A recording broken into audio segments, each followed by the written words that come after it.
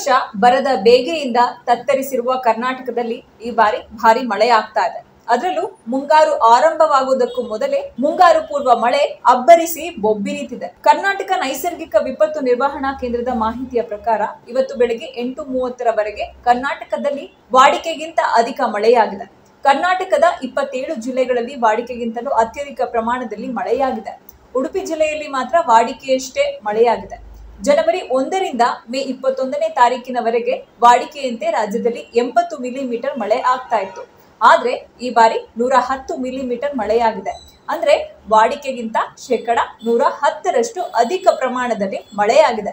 ವಾಡಿಕೆಯ ಮಳೆಗಿಂತ ಕಡಿಮೆ ಮಳೆ ಆಗಿದ್ದ ದಕ್ಷಿಣ ಒಳನಾಡು ಭಾಗದಲ್ಲೂ ಕೂಡ ವಾಡಿಕೆಗಿಂತ ಈ ಬಾರಿ ಜಾಸ್ತಿ ಮಳೆಯಾಗಿದೆ. ದಕ್ಷಿಣ ಒಳನಾಡು ಭಾಗದಲ್ಲಿ ವಾಡಿಕೆಯ ಮಳೆ 111 ಮಿಲಿಮೀಟರ್. ಆದ್ರೆ ಈ ಬಾರಿ 115 ಮಿಲಿಮೀಟರ್ ಮಳೆಯಾಗಿದೆ. ಹೀಗಾಗಿ 4% ಮಳೆಯ ಪ್ರಮಾಣ ಹೆಚ್ಚಳವಾಗಿದೆ ದಕ್ಷಿಣ ಒಳನಾಡು ಪ್ರದೇಶದಲ್ಲಿ. ಉತ್ತರ ಒಳನಾಡಿನಲ್ಲಿ ವಾಡಿಕೆಯ ಮಳೆ 60 ಮಿಲಿಮೀಟರ್. ಆದ್ರೆ ಈ ಬಾರಿ 80 ಮಿಲಿಮೀಟರ್ನಷ್ಟು ಮಳೆಯಾಗಿದೆ. ಅಂದರೆ ಮಳೆಯ ಪ್ರಮಾಣ ಈ ಬಾರಿ 32% ಹೆಚ್ಚಳವಾಗಿದೆ. ಮಲೆನಾಡು ಭಾಗದಲ್ಲಿ 128 ಮಿಲಿಮೀಟರ್ ಮಳೆಯಾಗ್ತಾ ಇತ್ತು. ಆದ್ರೆ ಈ ಬಾರಿ 181 ಮಿಲಿಮೀಟರ್ ಮಳೆಯಾಗಿದೆ. ಅಂದ್ರೆ 32% ಮಳೆಯ ಪ್ರಮಾಣ ಹೆಚ್ಚಳವಾಗಿದೆ. ಕರಾವಳಿ ಜಿಲ್ಲೆಗಳಲ್ಲಿ 92 ಮಿಲಿಮೀಟರ್ ಮಳೆ ಆಗ್ತಾ ಇತ್ತು.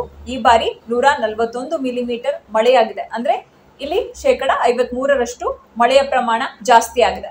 ಇನ್ನು ಹವಾಮಾನ ಇಲಾಖೆ ಮಾಹಿತಿಯ ಪ್ರಕಾರ ಇವತ್ತು ದಕ್ಷಿಣ ಕನ್ನಡ ಮತ್ತು ಉಡುಪಿ ಜಿಲ್ಲೆಯಲ್ಲಿ ಭಾರಿ ಮಳೆಯಾಗಲಿದೆ.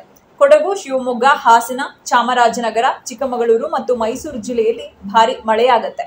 ರಾಮನಗರ, ದಾವಣಗೆರೆ ಜಿಲ್ಲೆಯಲ್ಲಿ ಕೂಡ ಭಾರಿ ಮಳೆಯಾಗಲಿದೆ.